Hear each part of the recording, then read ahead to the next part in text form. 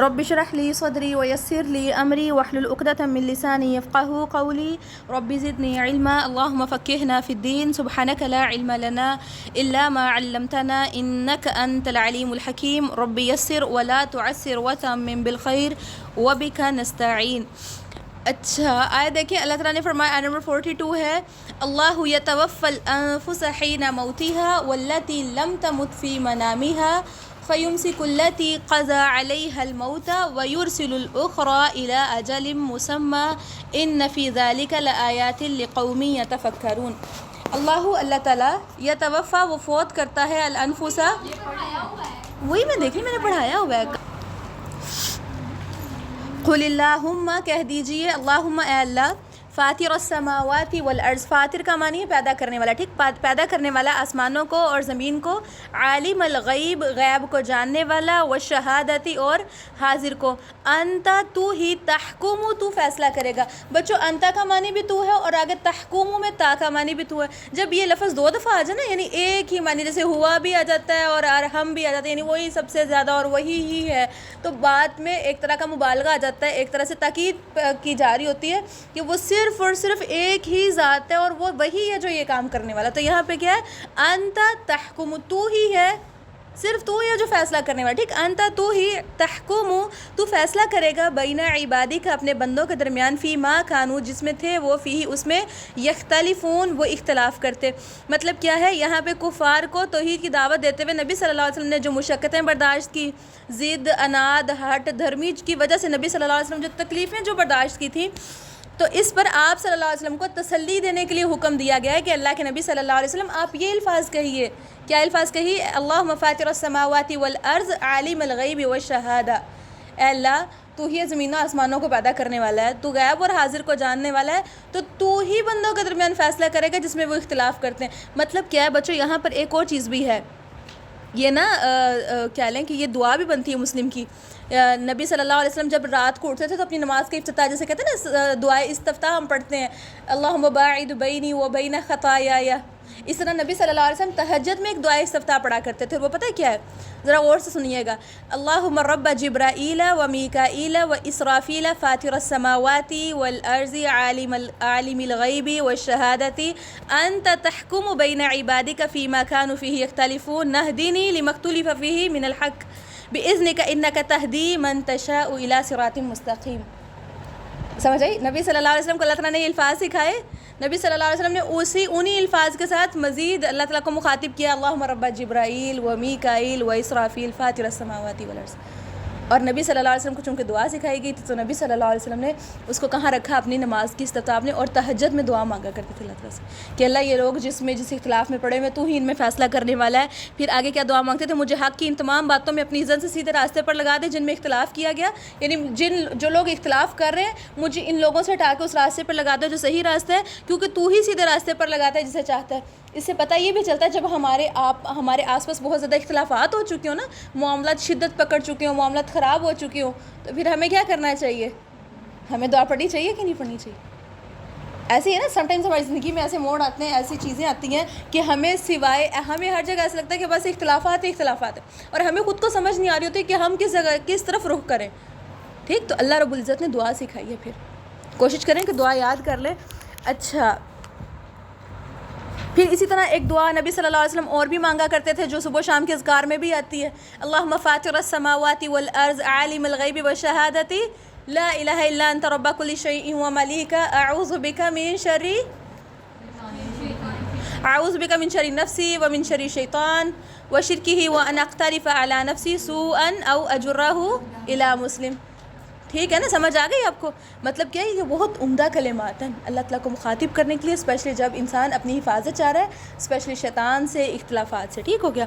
پھر آگے اللہ تعالیٰ نے فرمایا ولو اور اگر ان بے شک للذین ان لوگوں کے لیے ظلموا جنہوں نے ظلم کیا ما فی الارض جو کچھ زمین میں ہے جمیعا سارے کا سارا ومثلہ اور اسی کی مانند معہ اس کے ساتھ لفتدوا بہ البتہ فدیے میں دے دیں اس کو من سوء العذاب برے عذاب سے بچنے کے لیے یوم القیامتی قیامت کے دن وبدا لہم اور اللہ تعالیٰ نے فرمایا وبدا اور ظاہر ہو جائے گا.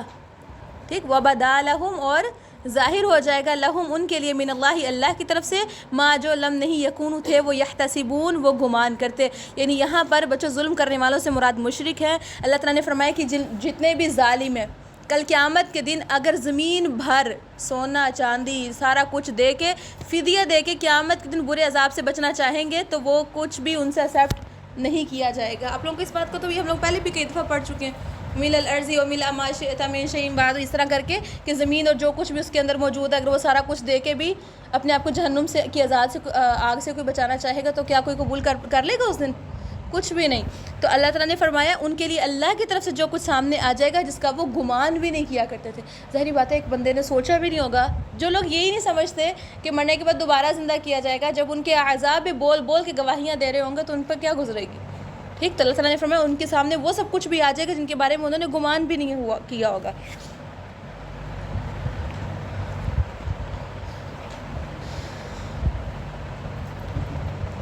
بچوں ایک اور بات ہم لوگوں نے حدیث پڑھی ہے ایون قرآن کی آیت بھی پڑھی ہے کہ جنتیوں کو ایسی نعمتیں ملیں گی جو کسی آنکھ نے دیکھی نہیں اور کسی کے ذہن نے سوچا بھی نہیں اس کے بارے میں.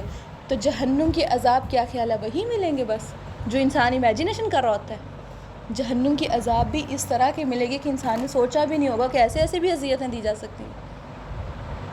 تو اس سے بچنے کی کتنی ضرورت ہے. دنیا میں اگر ہم دیکھتے ہیں وہ آج سے پہلے دور میں جب سزائیں دی جاتی تھی کسی کا سر جو ہے وہ آرے سے پکڑ کے چیر دیا جاتا تھا. میں نے وہ بھی دیکھی وہ جو انسانوں کی کھوپڑیاں جو برآمد ہوتی ہیں ان میں کتنے بڑے بڑے کیل ٹھوکے ہوئے ہوتے ہیں ہاتھوں کے اندر سے کیل گزرے ہوئے ہوتے ہیں ہڈیوں میں سے کیل گزرے ہوئے ہوتے ہیں اور پر بڑے بڑے. ہم امیجن کر سکتے ہیں ہم سوچ سکتے ہیں کس طرح کی سزائیں دی جا سکتی ہیں. اور وہ اتنے میں مر جاتا تھا لیکن کل قیامت کے دن کوئی مرے گا بھی نہیں. اور سزائیں بھی اللہ نے کیا حساب کر دی کیا بتا دیا کہ ایسی ملیں گی کہ انہوں نے کبھی گمان بھی نہیں کیا ہوگا امیجن بھی نہیں کیا ہوگا کہ ایسی سزا بھی مل سکتی ایسی اذیت بھی ہو سکتی. پھر اللہ تعالیٰ نے فرمایا وَبَدَا لَهُمْ اور ظاہر ہو جائیں گے ان کے لیے سیئات برے ما کسبوا جو انہوں نے کیے وَحَاقَ بِهِمْ اور گھیر لے گا ان کو ما جو کانوا تھے وہ بھی ساتھ اس کے یستہزئون وہ مذاق اڑایا کرتے. یعنی جن آیات کا وہ مذاق اڑایا کرتے تھے جن دین والوں کا وہ مذاق اڑایا کرتے تھے کل قیامت دن ان کے اس مذاق اڑانے کی وجہ سے ان کے گناہوں کا وبال جو ہے وہ ان کو گھیر لے گا. اور کیا ہوگا ان کے اعمال کی جو برائیاں وہ ظاہر ہو جائیں گی. بچوں کل قیامت کے دن انسان کے برے اعمال جو اس سے چپک جائیں گے. وہی ہم نے پڑھا نا کہ انسان کی کمر کے اوپر بوجھ ہوگا جو اس کو اٹھا کے اس کے اوپر لدا ہوا ہوگا اور اس کو اٹھا کے ادھر ادھر پھرنا ہوگا لائک وہ اپنی قبر سے لے کے میدان حشر تک جائے گا. تو اس لیے تو ہم دعا مانگتے ہیں اللہم باعد بینی وبین خطایای کما باعدت بین المشرق والمغرب. بھول تو نہیں گئے؟ تو آپ پڑھتے ہیں نماز میں فَإِذَا مَسَّ الْإِنسَانَ اللہ نے فرمایا فَإِذَا پھر جب مسا چھو جاتا ہے انسان کو ضرور کوئی تکلیف. ضرور یہاں پہ ازور نہیں آیا کوئی سی اسپیسیفک تکلیف کی طرف اشارہ نہیں ہوا. ضرور کوئی بھی تکلیف آپ کو ہوتا ہے ایسے کسی قسم کی کوئی ایسی ٹینشن آتی ہے نا انسان کو. اللہ تعالیٰ نے فرمایا دعانا ہمیں پکارتا ہے ثم پھر جب خولناہ ہم عطا کرتے ہیں اس کو نعمتاً کوئی بھی نعمت منا ہماری طرف سے قال وہ اس نے کہا انما بے شک اوتیتہ مجھے دیا گیا یہ علی علم میرے علم کی بنا پر.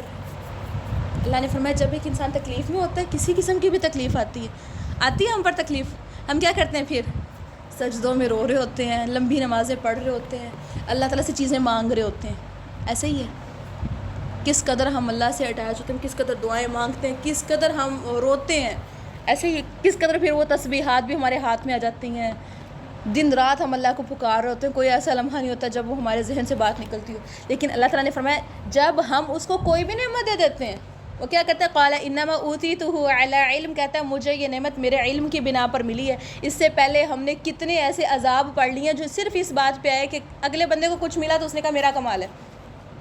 ہم نے سورہ کہف میں ایسا واقعہ پڑھا آپ آگے سورہ قلم آ رہی سورہ حاقہ آ رہی اس میں بھی ایسا واقعہ پڑھیں گے. کیا کہتے ہیں انسان نہیں بس ان کا ایسا لگتا ہے کہ نہیں ہماری محنتوں کے پھل ہیں. ایون حضرت موسیٰ علیہ السلام نے بھی یہ بات کہی تھی کہ نہیں میں بڑا ہوں میرے پاس زیادہ علم ہے. تو اللہ تعالیٰ نے ان کی بھی پکڑ کر لی تھی مطلب ان کو وہ سفر کرنا پڑا سب کچھ. تو اس سے کیا پتہ چلتا ہے کچھ بھی ہو جائے نہ نیکی کرنے کی ہمارے اندر طاقت ہے نہ گناہ سے بچنے کی طاقت ہے. ہر صورت کیا کہیں باذن اللہ ایسے ہوا ہے اللہ کی اذن سے ایسے ہوا. ہم تو کچھ بھی نہیں کر سکتے کچھ بھی ہم نہیں کر سکتے. بچوں یہ جو کلمات ہیں نا ہاں میں نے کی ہے میں ہوں ہی ایسے یا میں نے اتنی محنت کر لی یا میں ہی کمال کی ہوں یہ جو میں لفظ ہے نا یہ انسان کو ذلیل و رسوا کرتا ہے.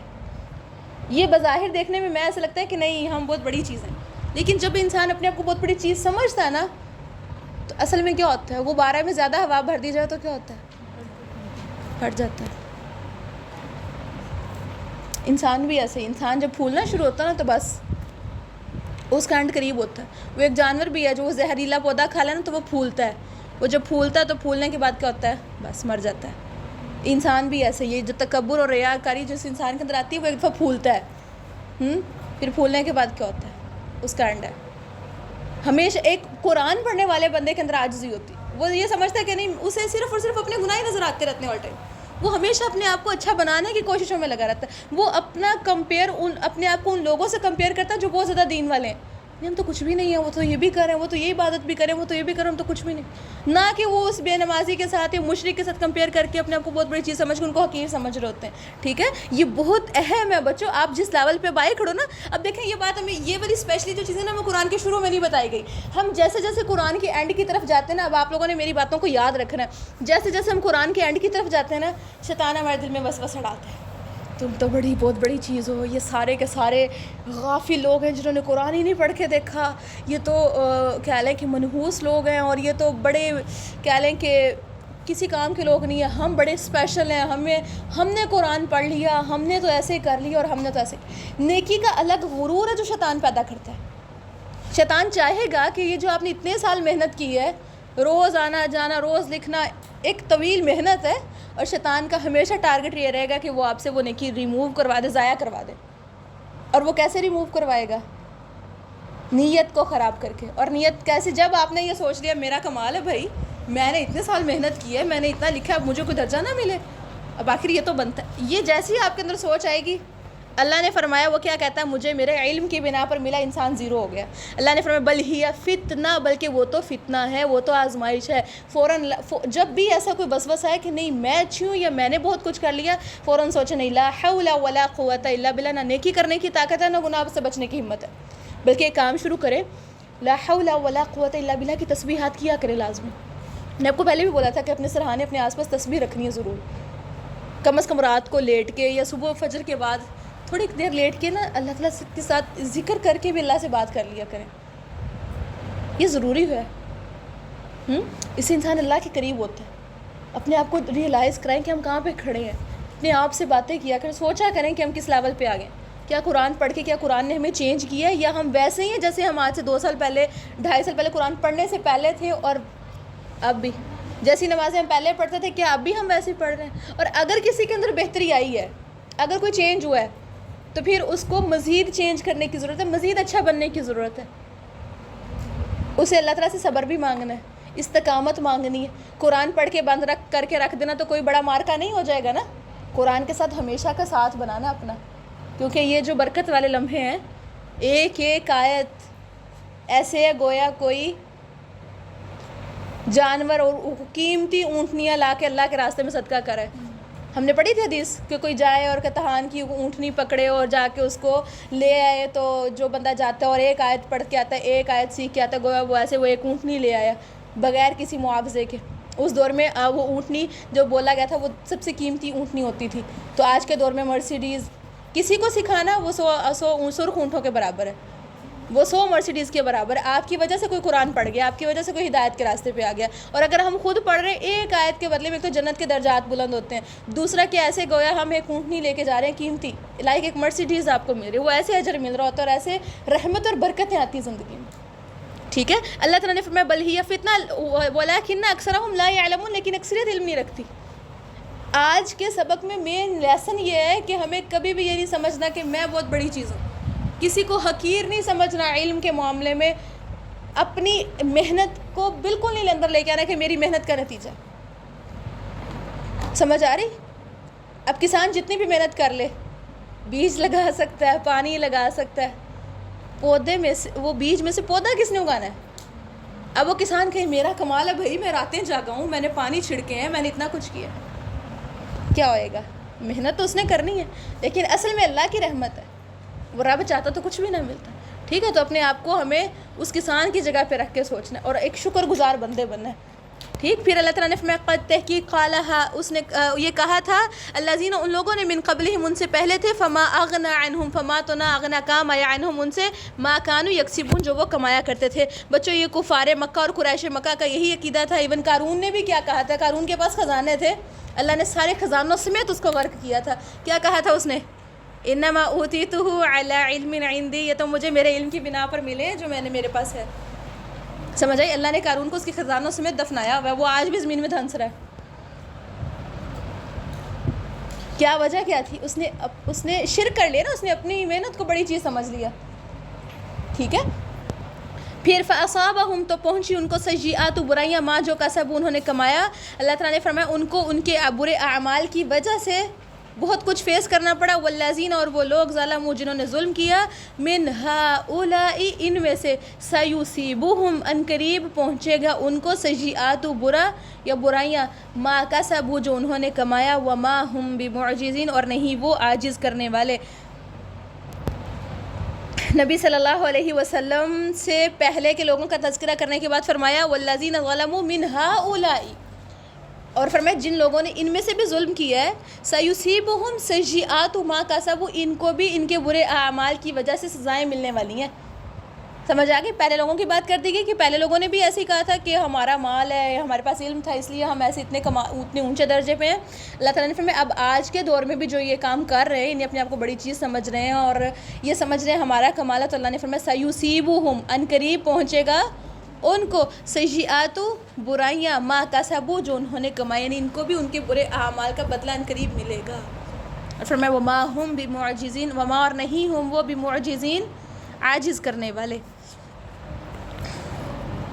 یعنی جب برے اعمال کے نتیجے سامنے آئیں گے تو پھر یہ اس کو روک نہیں پائیں گے. اب آپ کو پتہ ہے کہ یہ جو مشرکین مکہ تھے کیا ان کو ان کے برے اعمال کی سزائیں نہیں ملی؟ ابو جہل اس کو کتنا غرور تھا، کتنا تکبر تھا، کتنا مان تھا نا اس کو اپنی سرداری پہ، کتنا کچھ اس نے کیا، لیکن فائنلی اس کی لاش بدر کے کنویں میں گلنے اور سڑنے کے لیے چھوڑ دی گئی تھی. ٹھیک ہے. پھر اللہ تعالیٰ نے فرمایا اولم کیا بھلا نہیں یعلم وہ جانتے ان اللہ کے بے شک اللہ تعالیٰ یبسط وہ پھیلاتا ہے الرزق رزق لمن یشاء جس کے لیے وہ چاہتا ہے ویقدر کا کیا معنی اور وہ تنگ کر دیتا ہے ویقدر اور وہ تنگ کر دیتا ہے. ان بے شک فی ذالک اس میں لآیات البتہ نشانیاں ہیں لقوم یؤمنون اس قوم کے لیے جو ایمان رکھتے ہیں. بچوں یہ جو پچھلے دور کے جو نافرمان لوگ تھے وہ کس وجہ سے ایک نبی کی مخالفت کرتے رہے تھے؟ ہر دور میں نبی کیا مالدار ہوئے؟ بہت کم، چند ایک انبیاء تھے جو بہت بڑے مالدار تھے، بہت مال تھا ان کے پاس، ورنہ زیادہ تر انبیاء نے بکریاں چرائیں، غربت دیکھی. اور مد مقابل جو نافرمان تھے وہ مالدار تھے اور انہوں نے نافرمانی کی مال کی بنا پر اپنے آپ کو بہت مالدار تسلیم کرتے ہوئے اور ایک نبی کو ریجیکٹ کیا کہ یہ تو غریب ہے، کہ اللہ نے اسی کو نبی بنانا تھا، ایک عام بندے کو. تو اللہ تعالیٰ نے فرمایا رزق تو اللہ کا اختیار ہے، وہ جس کو چاہے زیادہ دیتے جس کو چاہے تنگ کر دے. مطلب رزق معیار نہیں ہے. اب دیکھیے آج کے دور میں بھی بچوں ہم نے معیار رزق بنایا ہوا ہے نا. کیسے بنایا ہوا ہے؟ جس کے پاس اچھا گھر ہے، اچھا لباس ہے، اچھی گاڑی، ہمیں وہ لوگ بڑا اٹریکٹ کرتے ہیں، ہم ان کی فضول باتیں بھی اچھی لگتی ہیں. لیکن ایک وہ بندہ جس کے پاس دین کا علم ہے، وہ غریب ہے، اس کا رنگ بھی کالا، اس کے کپڑے بھی پھٹے پرانے، اس کی بات کو اہمیت ہی نہیں دیں گے. ایک مسجد کا خطیب بھی ہے نا، اگر کوئی امام بھی ہے، اگر وہ غریب ہے، پھٹے کپڑوں والا ہے اور بالکل اس کی انڈ ہے، کن گھر اس کو کوئی نہیں سنے گا. ہے ایسے کہ نہیں؟ یہ ہمارا معیار بنا ہوا ہے. حالانکہ اللہ کے ہاں معیار کیا ہے؟ اللہ کے ہاں معیار کیا ہے؟ تقویٰ. ہاں تو اللہ تعالیٰ نے فرمایا رزق تو اللہ کے اختیار میں، وہ تو جس کا چاہتا ہے زیادہ کرتا ہے، جس کا چاہتا ہے کم کر دیتا ہے. اور پھر وہی بات ہم پہلے بھی کئی دفعہ پڑھ چکے ہیں کہ مال جو ہے وہ اللہ کی رضا اور ناراضگی کی بھی علامت نہیں ہے. ہم اگر یہ کہیں کہ مال ملا شاید اللہ راضی ہے اور مال نہیں تو شاید اللہ ناراض ہے. مال اصل میں کیا اللہ کی طرف سے آزمائش ہے، مال بھی اور اولاد بھی. ہم یہ ہمارے پیرنٹس سے پوچھ کے دیکھیں ہمارے پیرنٹس بتائیں گے اولاد مال تو ہم سب کہتے تھے نا فتنہ ہے، آزمائش ہے، لیکن ہماری امیاں کہتی ہیں اولاد کتنی بڑی آزمائش ہے. وہ آزمائش ہی نہیں، وہ ڈائریکٹ فتنہ ہی بولتی. ایسے ہی ہے نا.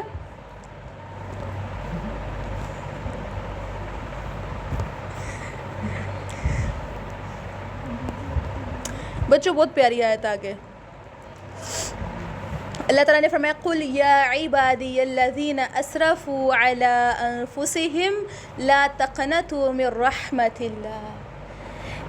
اے نبی صلی اللہ علیہ وسلم میرے ان بندوں سے کہہ دیجئے جنہوں نے اپنی جانوں پر ظلم کیا. بچوں قرآن کا ایک لفظ سمجھ لیں.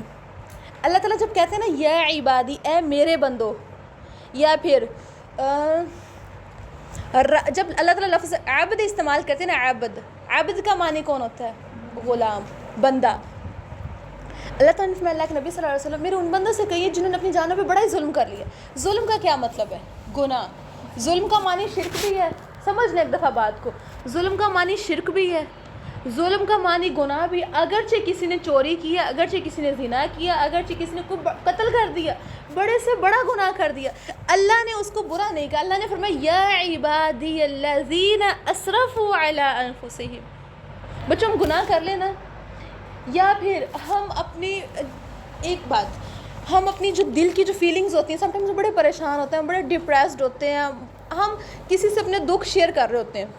ہم اپنا دکھ، چونکہ ہمارے ذہن میں تو اور ٹائم چیزیں چل رہی ہیں، ہم اللہ تعالیٰ سے دن میں 5 دفعہ نماز پڑھ کے اللہ تعالیٰ سے ایک ہی چیز مانگ رہے ہیں، ایک ہی بات اللہ کو بتا رہے ہیں، کبھی کوئی برا رسپانس نہیں آیا آگے سے. لیکن ایک ہی انسان کو اب ایک ہی اپنا دکھ بار بار سنائیں. آپ نے اس کو صبح بھی ایک ہی بات بتائی، مجھے یہ ٹینشن لگی ہی پڑی. اب گھنٹے کے بعد کلاس میں فار ایگزامپل آپ اپنی سہیلی کو پھر گھنٹے کے بعد اس کو مجھے شدید ٹینشن لگی ہوئی، میرا کیا بنے گا، میں کیا کروں.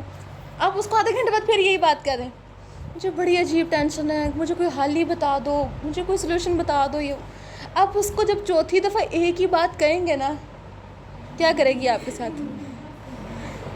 کیا کہے گی؟ ہاں آپ سے پوچھ رہی یقین کریں یہ رسپانس آئے گا کہ نہیں آئے گا؟ آتا ہے.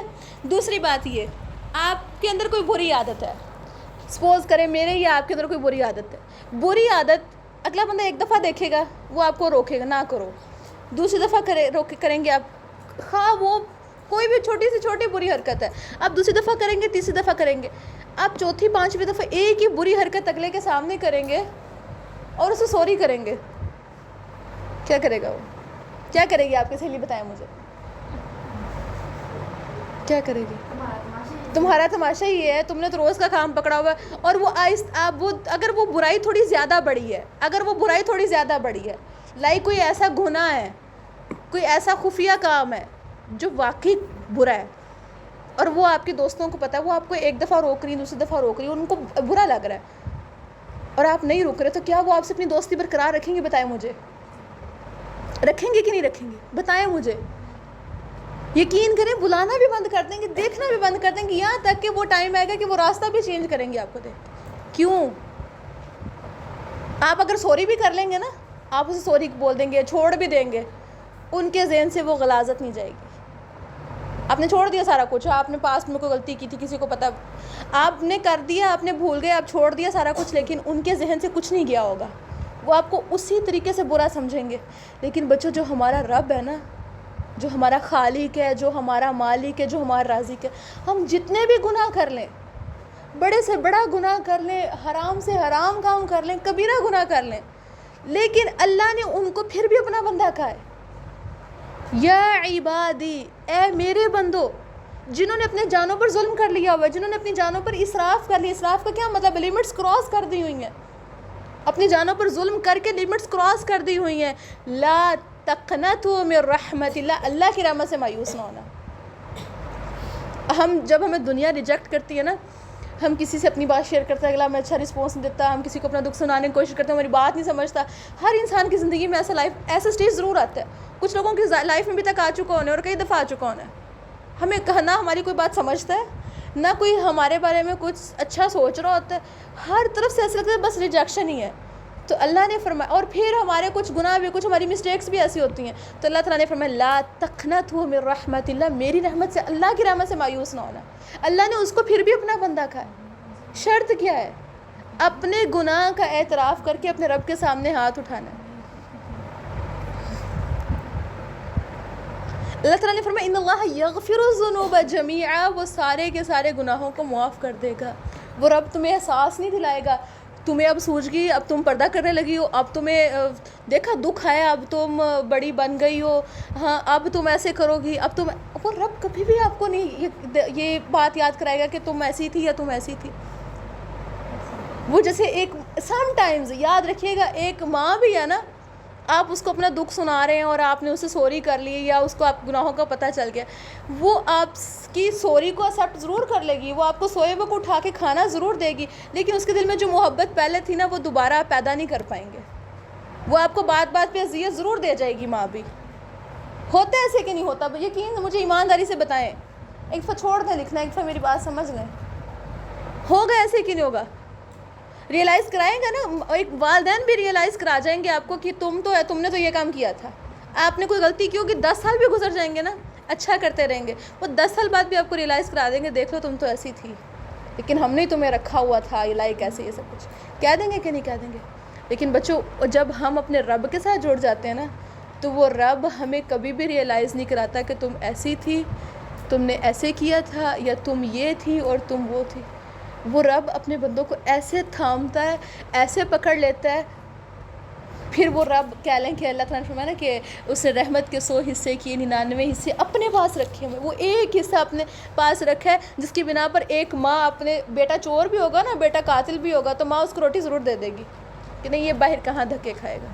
تو خود سوچیں کیا رب نہیں تھامے گا؟ بس ہمیں کس چیز کی ضرورت ہے؟ ہمیں صرف اس چیز کی ضرورت ہے کہ ہم اپنے رب کے سامنے اپنے گناہوں کا اعتراف کر لیں، اپنے رب کے ساتھ دوستی لگا لیں. پہلی بات تو یہ جیسے جیسے دن گزر رہے ہیں ہم قیامت کے قریب جا رہے ہیں. دوسری بات یہ ہمارے موت کا وقت بھی قریب آ رہا ہے. بعد میں صرف ہم ہوں گے یا ہمارا رب ہوگا؟ کوئی تیسرا ہمارے درمیان میں نہیں آئے گا. تو کیوں نہ ہم آج ہی ابھی اپنے رب کو راضی کر لیں.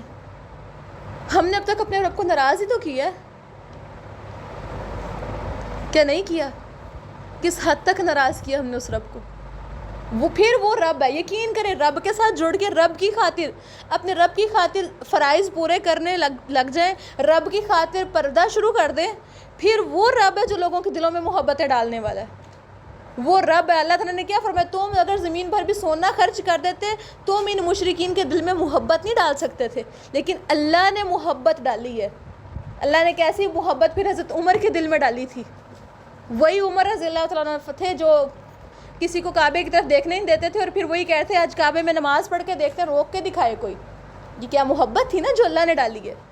ہم چاہتے ہیں نا ہر کسی کے دل میں ہماری محبت ہو، ہماری بات کو پرائورٹی دی جائے، یا پھر ہمارے جو ہم چاہتے ہیں ہمیں وہ ملے.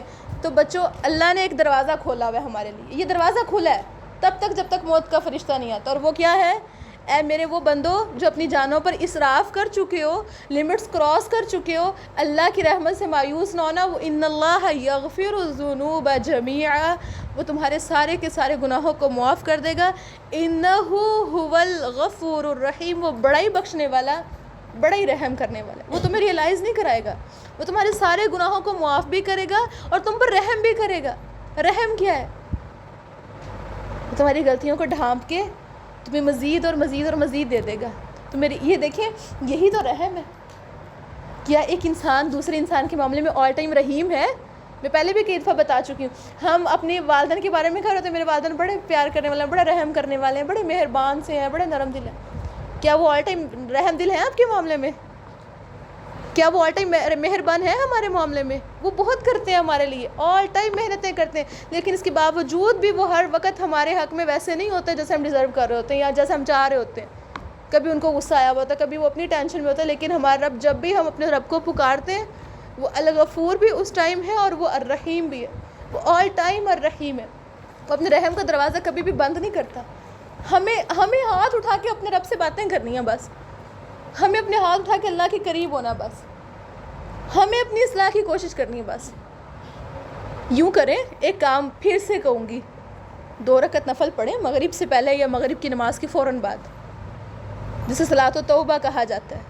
اور 2 رکعت نفل پڑھ کے وہ اللہم انت ربی لا الہ الا انت خلقتنی وانا عبدک وانا علی عہدک دعا آتی ہے نا سب کو؟ دعائے قنوت نہیں ہے، یہ سید الاستغفار جس کو 5واں کلمہ بھی بولتے ہیں، یہ سید الاستغفار اذکار میں ہے. ذرا یہ پڑھ کے نا ترجمے کے ساتھ پڑھ کے حصن مسلم کھولیے گا، ترجمے کے ساتھ پڑھیے گا دعا. یہ وہ دعا ہے جس کے بارے میں حدیث میں آتا ہے جو بندہ دن میں 1 دفعہ پڑھ لینا، اگر اس دن فوت ہوگا تو وہ بندہ شہید ہوگا گویا، اس کے سارے گناہ معاف ہو جاتے ہیں.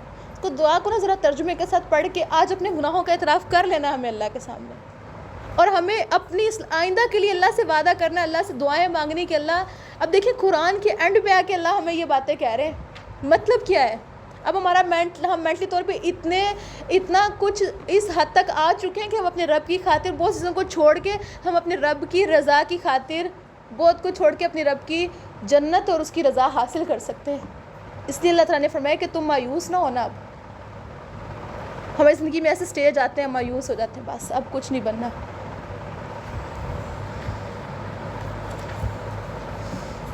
پھر ایک آیت آپ لوگ پیچھے پڑھ کے ہیں سورہ ہجر میں، اللہ تعالیٰ نے فرمایا تھا نبئ عبادی انی انا الغفور الرحیم وان عذابی هو العذاب العلیم۔ اللہ کے نبی صلی اللہ علیہ وسلم میرے بندوں کو بتا دیجئے، اہم نیوز سنا دیجئے کہ بے شک میں بڑا ہی بخشنے والا ہوں، بڑا ہی رحم کرنے والا ہوں۔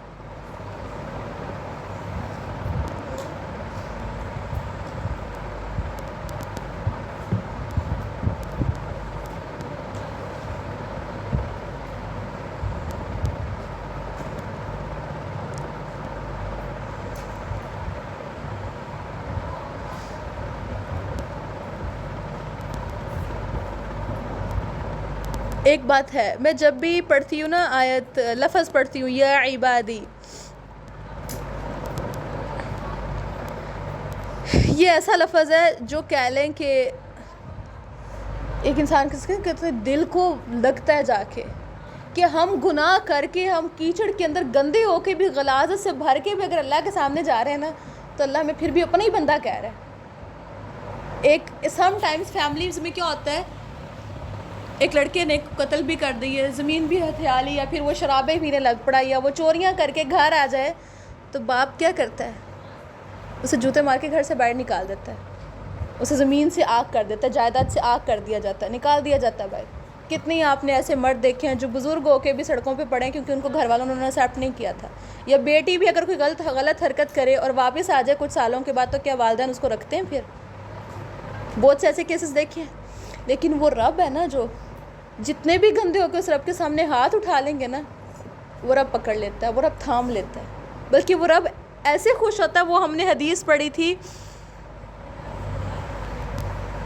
کہ جب ایک بندہ گناہ کر کے اپنے رب کی طرف رجوع کرتا ہے تو اللہ تعالیٰ ایسے خوش ہوتے ہیں۔ ایک نبی صلی اللہ علیہ وسلم نے ایک واقعہ سنایا تھا کہ ایک بندہ تھا جس کا اونٹ صحرا میں تھا، وہ، اور اس کے اونٹ کے اوپر اس کا سارا سامان پڑا تھا کھانے پینے کا، اور کیا وہ اس کا اونٹ سامان سمیت دوڑ گیا تھا۔ اب وہ اس نے اس کو ڈھونڈا آس پاس صحرا میں، اس کو کہیں اپنا اونٹ نہیں نظر آیا، اور وہ صحرا کے عین بیچ میں تھا اور اس کو راستے کا نہیں پتہ تھا، تو اونٹ تو چونکہ دوڑ گیا، سامان بھی تھا اس کے پاس۔ اب وہ اکیلا بندہ تنہا صحرا میں، نہ پانی کی گھونٹ ہے نہ کھانے کی کوئی چیز ہے، یہاں تک وہ زمین پہ لیٹ گیا اور انتظار کرنے لگا اپنی موت کا۔ اب خود سوچو اس کی وہ کتنی سویئر کنڈیشن ہوگی، کیا بنے گا اس کے ساتھ۔ وہ لیٹا انتظار کر رہا تھا اپنی موت کا، یہاں تک کہ یکدم سے اس کو اپنا وہ اونٹ نظر آیا جو سامان سمیت چلتا اور آ کے اس کے پاس پھر سے واپس آ گیا۔ تو اس نے خوش ہو کے کہا، جوش میں کہا، اے اللہ تو میرا بندہ اور میں تیرا رب ہوں۔ کلمات دیکھیں اس نے جوش میں، خوشی میں بول دیا۔ آپ کو پتہ ہے سم ٹائمز ہم خوشی میں بولتے ہیں نا تو ہم غلط بول جاتے ہیں، جوش کے اندر۔ خود سوچو اس پہ بیتی کیا ہوگی، جو اپنی لیٹ کے اپنی موت کا انتظار کر رہا تھا اور اس کو یکدم سے اپنا اونٹ اور سارا کھانے پینے کا سامان واپس مل گیا ہے، کیا بنی ہوگی اس کے لیے، کتنی خوشی ہوگی اس کو۔ تو اس کے منہ سے جو الفاظ نکلے وہ کچھ ایسے تھے، صحیح حدیث کے الفاظ ہیں۔ تو نبی صلی اللہ علیہ وسلم نے فرمایا جیسے یہ بندہ خوش ہوا ہے نا، خوشی میں ایسے ہی بول گیا، اللہ تعالیٰ اس سے زیادہ خوش ہوتے ہیں اپنے اس بندے پر جو اپنے گناہوں کے بعد اللہ کی طرف پلٹ آتا ہے۔ اللہ تعالیٰ ایسے پسند کرتے ہیں اپنے بندوں سے۔ وہ ایک خوشی کا ایک امیجن کرایا گیا کہ دیکھو اس کی خوشی کس حد تک ہوگی۔ تو اللہ رب العالمین اپنے بندوں سے خوش ہوتے ہیں جو اپنے گناہوں کا اعتراف کر کے رب کے ساتھ جڑ جاتے ہیں اور نیکی کے راستے پر جم جاتے ہیں۔ اب یہ آیت ہمیں یہ بھی سکھاتی ہے کہ ہمیں وہ جو کہتے ہیں نا دوہرا رویہ نہیں اپنانا۔ ہم دین کی خاطر خالص ہو کے چل رہے ہیں تو ہمارا رب ہر وقت ہمیں دیکھ رہا ہے، تو ہمیں اپنے رب کی خاطر ہر وقت دین پر عمل کرنا ہے۔ ٹھیک، پھر آپ لوگوں نے وہ 99 قتل والی کہانی بھی پڑھی ہے، جس نے 99 قتل کیے ہوئے تھے، اس نے کہا تھا کہ نہیں تمہارے لیے تو کوئی معافی کا آپشن نہیں۔ اس نے کیا کیا تھا، اس کو بھی قتل کر کے 100 پورے کر لیے تھے، لیکن معافی کی نیت سے چلا تھا، اللہ سے توبہ کی نیت سے وہ گھر سے نکلا تھا، تو اس کے لیے رحمت کے فرشتے اس کی روح نکالنے کے لیے اللہ نے پرمیشن دی تھی۔ پورا واقعہ آپ لوگوں نے پڑھا ہوا ہے۔ ٹھیک ہے بچوں، یہ بہت اہم آیت ہے۔ جب زندگی میں لگے نا کہ بس کچھ بھی نہیں رہا، یہ بس اینڈ ہونے والی ہے، تو یہ آیت ایسی ہے جو انسان کو پھر سے امید دلاتی ہے کہ نہیں، کچھ بھی اینڈ نہیں ہوا. یا ہماری ایسی سویئر کنڈیشن ہو جاتی ہے کہ ہمیں موت کے علاوہ کچھ نظر ہی نہیں آتا. کبھی آپ لوگوں میں سے کوئی کسی نے اس حد تک سوچا کہ نہیں بس زندہ ہی نہیں رہنا چاہیے؟ کبھی کسی انسان نے سوچا ہو اس حد تک؟ کوئی اندر آپشن ہے ہی کوئی نہیں. پھر دیکھیں اللہ نے فرمایا وَأَنِيبُوا إِلَىٰ رَبِّكُمْ، اور رجوع کرو اپنے رب کی طرف. بچوں عابد کا ذکر جہاں پہ قرآن میں آیا ہے نا، آگے اللہ نے رب کا لفظ ضرور کیا ہے، الحمدللہ رب العالمین. اس کے بعد آگے آتا ہے ایاک نعبد، عبد پھر وہاں پہ بھی آیا. تو یہاں پہ آیا اپنے رب کی طرف رجوع کرو، وہ اسلموا اور فرما برداری کرو اس سے پہلے. فرمایا لہو اس کے لیے من قبل اس سے پہلے ان یاتیکم کہ آ جائے تمہارے پاس العذاب عذاب ثم لا تنصرون پھر تم نہ تم مدد دیے جاؤ. مطلب کیا ہے کہ وہ وقت آنے سے پہلے اللہ کی طرف رجوع کر لو، اللہ کی فرما برداری کر لو کہ پھر تمہاری مدد نہ ہو سکتی. ظاہری بات ہے بچوں، جب موت کا فرشتہ آئے گا، توبہ کا دروازہ بند ہو گیا.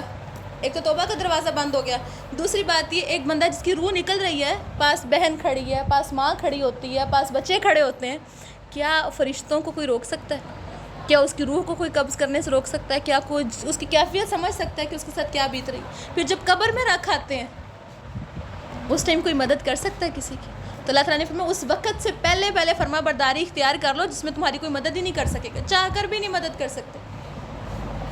پھر اللہ نے فرمایا وَاتَّبِعُوا أَحْسَنَ مَا أُنزِلَ إِلَيْكُمْ، وَاتَّبِعُوا اور پیروی کرو احسن زیادہ سب سے بہتر ما انزل الیکم جو نازل کیا گیا تمہاری طرف من ربکم تمہارے رب کی طرف سے، من قبل ان یأتیکم العذاب اس سے پہلے کہ تمہارے پاس عذاب آ جائے بغتتاً اچانک، وانتم لا تشعرون اور تم شعور بھی نہ رکھتے ہو. اللہ تعالیٰ نے فرمایا جو کتاب ملی، جو اللہ نے تم پر کلام نازل کیا ہے، اس کے بہترین حصے کی پیروی کرو اس سے پہلے کہ تمہارے پاس اچانک اللہ کا عذاب آ جائے. اچانک اللہ کا عذاب کوئی بھی آسمانی یا زمینی بھی ہو سکتا ہے، اس کے علاوہ موت بھی تو ایک کیا ہے، ایک قیامت ہی ہے نا اس انسان پر جس پر آ جائے. اور فرمایا ان یہ کہ تقولا پھر کوئی کہے نفسن کوئی نفس، یا حسرت ہائے حسرت یا ہے افسوس، علی اس پر ما جو فرت تو میں نے کوتاہی کی، فی جنب اللہ اللہ کا حق ادا کرنے میں، وَإِن كُنْتُ لَمِنَ الْخَاسِرِينَ اور بے شک میں کنتو میں ہی لمن الخاسرین البتہ خسارہ لمن الساخرین خاسرین من الساخرین کا کیا ہے، سخر سے مذاق اڑانے والا، البتہ میں ہی مذاق اڑانے والا تھا. مطلب یہ ہے کہ وہ وقت آنے سے پہلے توبہ رجوع کر لو اس سے پہلے کہ ایسا نہ ہو کہ جب تم پر عذاب ہے اور تم پھر افسوس کرنے لگو کہ ہائے میں تو بڑا دین والوں کا مذاق اڑایا کرتا تھا. یہ بھاگے پھرے سارا دن مسجدوں میں اور دین کی خاطر مذاق اڑاتے ہیں بہت سے لوگ دین والوں کا. تو اللہ تعالیٰ میں ایسا نہ ہو کہ تم میں پھر احساس ہو کہ میں نے بڑا مذاق اڑا لیا. فرمایا یا تقول تو کہے لو اگر ان اللہ بے شک اللہ تعالیٰ ہدانی مجھے ہدایت دیتا، لکن تو من المتقین البتہ میں ضرور متقین میں سے ہوتا. یعنی کہیں ایسا نہ پھر تم انسان جھوٹے عذر تراشنے لگے کہ اللہ ہدایت دے دیتا تو شاید میں بھی آج متقین میں سے ہوتا، اور عذر نہیں ملے گا. او یا تقولا تو کہے حین جب ترى العذاب تم دیکھو گے عذاب، لو کاش ان بے شک لی میرے لیے کرتن لوٹنا ہوتا، فاکون من المحسنین البتہ میں محسنین میں سے ہو سکتا. یعنی پھر وہ جو انسان تمنا کریں گے کاش ہم مر کے دوبارہ دنیا میں بھیج دیے جائیں تو ہم جو ہیں وہ کیا کریں گے، پھر ہم نیک عمل کریں گے، ہم متقین میں سے ہو جائیں گے. تو اللہ نے فرمایا بلا بلکہ کا تحقیق جاءت کا آ گئی تیرے پاس آیاتی میری آیت نے، فقط ضبطہ تو نے جھٹلایا، بہا ان کو، واستکبرت اور تو نے تکبر کیا، وکنت من الکافرین اور تو ہی کافروں میں سے تھا. تو اللہ تعالیٰ پھر اس کو بتائیں گے کہ دیکھو تمہارے پاس رسول آئے تھے، کتابیں آئی تھیں، لیکن تم نے کیا تھا، تکبر کیا تھا اور تم ہی نافرمان تھے. ویوم القیامت اللہ نے فرمایا یہ وہ آیتیں، ویوم القیامت اور قیامت کے دن، تر الذین ظلموا تم دیکھو گے ان لوگوں کو جنہوں نے ظلم کیا، کذبوا علی اللہ جنہوں نے جھوٹ باندھا اللہ پر. جھوٹ باندھنے کا کیا مطلب ہے، شرک کیا. فرمایا وجوہہم ان کے چہرے مسودۃ سیاہ ہوں گے. بچے دنیا کی سیاہیاں، دنیا کے سفید رنگ میٹر نہیں کریں گے اس دن. جو دیکھیں دنیا میں ہمیں کسی ایک بہت بڑے ایونٹ پہ جانا ہو تو ہم کتنی ٹینشن لیتے ہیں نا اپنے کلر کے. ایسی کسی کی شادی بھی ہو تو کتنا وہ کانشیس ہوتا ہے کہ ہمارے اسکن کا کلر فیور ہونا چاہیے، ایسے ہو جائے ایسے ہو جائے، کس حد تک سیریس لیا جاتا ہے. لیکن کیا ہم نے کبھی اس دن اپنے رنگ کے بارے میں سوچا کہ اس دن کیا بنے گا؟ اللہ نے فرمایا اس دن ان کے چہرے سیاہ ہوں گے، مسودہ شدید سیاہ. فرمایا الیس فی جہنم مثوی للمتکبرین، کیا نہیں ہے جہنم ٹھکانہ متکبرین کے لیے. وینجی اللہ الذین اتقوا، اللہ نے فرمایا اللہ نجات دے گا ان لوگوں کو اتقوا جنہوں نے تقوی اختیار کیا، بمفازتہم ان کی کامیابی کے ساتھ. لا یمسہم السوء، ان کو کوئی بھی برائی نہیں چھوئے گی. ولا ہم یحزنون، اور نہ ہی وہ غمگین ہوں گے. ہاں جو چیز مین ہے، جو لوگ کامیاب ہوں گے وہ کون ہوں گے؟ متقین ہوں گے. اور قرآن ہم نے شروع میں بھی پڑھا، قرآن ہدایت کن کے لیے ہے؟ متقین کے لیے. خوب دعائیں مانگنے اللہ تعالیٰ سے کہ اللہ تعالیٰ ہمیں تقوی عطا کر دے. پاسٹ کی آج 2 کام کرنے ہیں، 2 رکعت نفل پڑھ کے اللہ سے اپنے ماضی کی معافی مانگنی ہے، کیونکہ اللہ نے ہمیں یہ آیتیں پڑھوائی ہیں. اللہ نے آپ سب دیکھیں، موسٹلی لوگ چھٹی پہ ہوتے ہیں کلاس میں، اللہ تعالیٰ آپ سب کو آج لے کر آئے. کیوں؟ اللہ تعالیٰ چاہتے تھے کہ آپ یہ آیتیں پڑھ لیں. وہ جیسے لکھا ہوتا ہے کہ اکثر یہ آیت بلا وجہ، قرآن کی کوئی آیت بلا وجہ ہمارے سامنے نہیں آتی، بلا وجہ نہیں ہم پڑھتے. مطلب کیا آج ہمیں ضرورت ہے اس چیز کی، اور وہ کیا ہے؟ اللہ کے ساتھ پر امید ہونے کی، اپنے پاسٹ کو چھوڑ کے اللہ سے معافی مانگ کے آج سے ایک نیا سٹارٹ کرنے کی، ایک نیا دن سٹارٹ کرنے کی. سمجھ آئی؟ اور اللہ سے ہمیں اپنے لیے کیا مانگنا ہے؟ تقوی مانگنا ہے. مجھے لگتا ہے آپ لوگوں نے صرف ترجمے پہ زور دیا اور میری بات کوئی نہیں سن رہے. سنی؟ اب سنا بھی ہے کچھ کہ نہیں؟ آدھا کہاں ادھر ہے. اللہ خالق کل شیء، اللہ تعالیٰ خالق پیدا کرنے والا ہے، کل شیء ہر چیز کا، وہو علی کل شیء وکیل، اور وہ ہر چیز پر کارساز ہے. لہ مقالید السماوات والارض، فرمایا اسی کے لیے کنجیاں آسمان اور زمین کی. والذین کفروا بآیات اللہ، اور وہ لوگ جو کفر کرتے ہیں اللہ کی آیات سے، اولئک هم الخاسرون، یہی لوگ نقصان اٹھانے والے ہیں. وآخر دعوانا الحمد للہ رب العالمین. یہ جو اگلا رکوع ہے وہ انشاءاللہ ہم صبح پڑھتے ہیں، ٹھیک ہے.